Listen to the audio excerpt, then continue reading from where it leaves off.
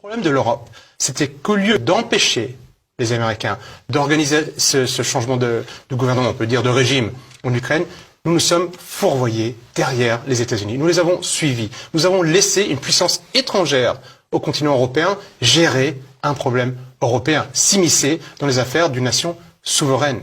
Et les Américains, depuis qu'ils pilotent ce qui se passe en Ukraine, ont tout fait pour transformer l'Ukraine en coin entre la Russie et le reste de l'Europe.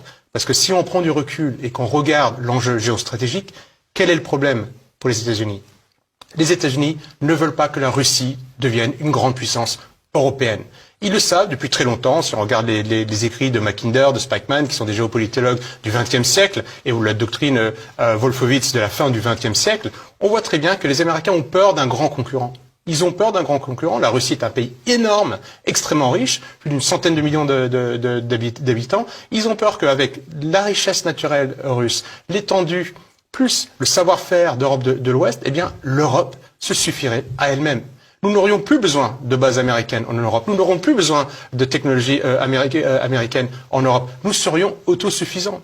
C'est la grande crainte des États-Unis. C'est ce qu'ils ont exprimé dans ces différentes doctrines, qu'ils aient raison ou tort. C'est leur grande crainte. Donc du coup, en transformant l'Ukraine en zone chaude, en zone de guerre avec la Russie, ils font tout pour éloigner la Russie d'une perspective européenne, non pas au sens Union européenne, mais au sens de rapprochement, parce que nous avons en commun une civilisation, une culture, de l'histoire. Les Américains, ils ont peur de ça, donc du coup, ils ont tout fait pour transformer l'Ukraine en, vraiment, on va dire, plus que pour la gratter, en zone de conflit avec les États-Unis. Et nous, Européens, bêtement, avons suivi les Américains.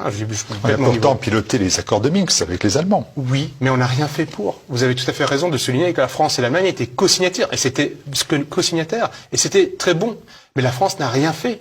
Où était la pression de Hollande, du président Macron, sur Kiev pour mettre en place ces accords de Minsk? Combien de fois est-ce qu'on a entendu Emmanuel Macron taper du poing sur la table, aller à Kiev en disant bon maintenant vous allez appliquer les accords de Minsk? Je rappelle que dans les accords de Minsk, qui étaient co-signés également par les Russes, le Donbass restait en Ukraine.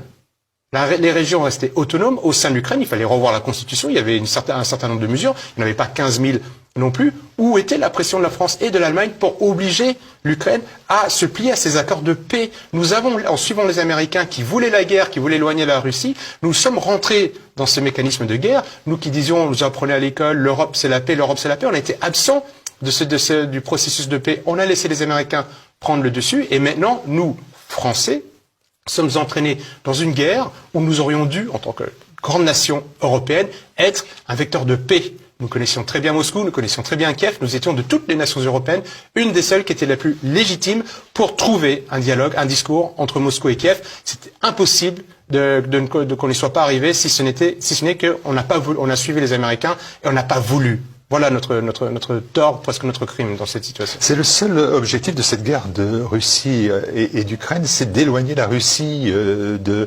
l'Europe. Est-ce que ça relève pas non plus de la folie d'un homme ou des objectifs sont purement économiques, peut-être géopolitiques, militaires, civilisationnels, que sais-je?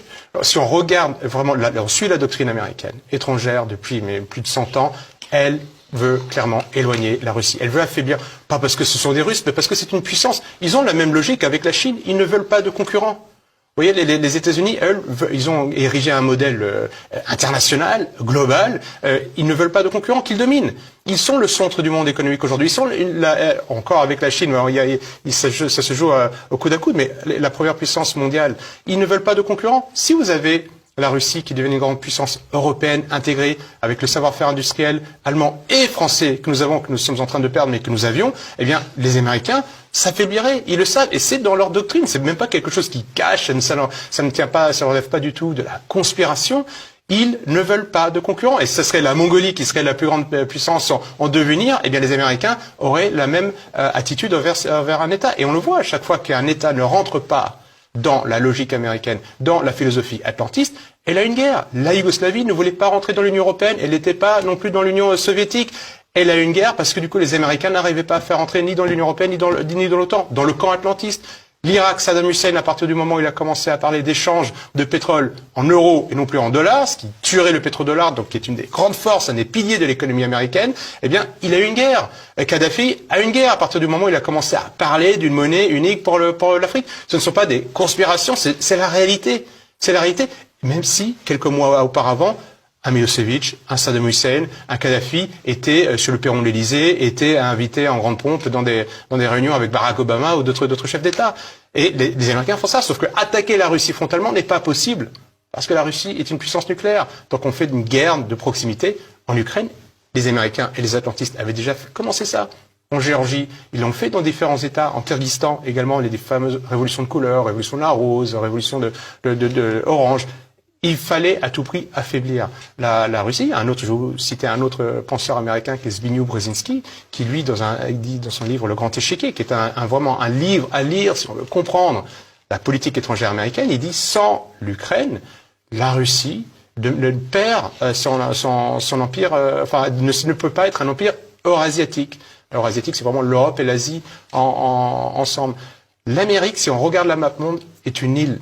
L'ensemble de la Terre, 75% de la planète, 75% des ressources sont entre l'Europe, l'Asie et l'Afrique. Or, nous avons une île, les États-Unis, qui sont à plus de 7000 km de chez nous, qui sont en train de nous dicter ce qu'on doit manger, contre qui on doit faire la guerre, avec qui on a le droit de se marier. Il est temps que cette suggestion aux Américains cesse. Parce que là, du coup, maintenant, ce qui devait arriver, ce que je disais il y a quelques instants, j'ai vu il y a 8 ans, est arrivé. Malheureusement, j'aurais préféré avoir tort, mais c'est arrivé. Ceux qui savaient exactement quelles étaient les intentions des Américains ont vu, en 2013, puis en 2014, lors du coup d'État à Kiev, que ça allait forcément mal se terminer, et on a la guerre qui est à notre porte.